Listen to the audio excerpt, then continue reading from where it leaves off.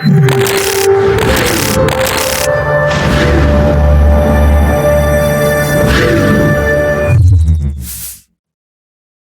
our previous class we discussed on agents of soil formation, so today's topic is classification crops according to their forms.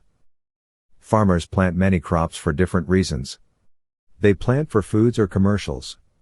Crops are classified according to forms and lifespan and according to types and uses.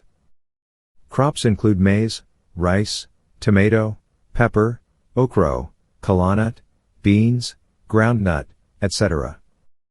Classification of crops according to their forms. Classification of crops according to their forms is the arrangement of its parts that can be seen in such a way that can be used to identify it. For example, arrangement of bean and maize seedling are different.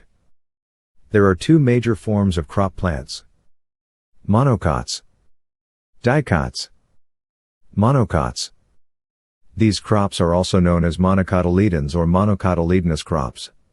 The crops have one seed leaf after germination. An example is the maize seedling. Dicots. These crops are also known as dicotyledons or dicotyledonous. The crops have two seed leaf after germination. An example is the bean seedling. Thanks for watching. See you in our next video.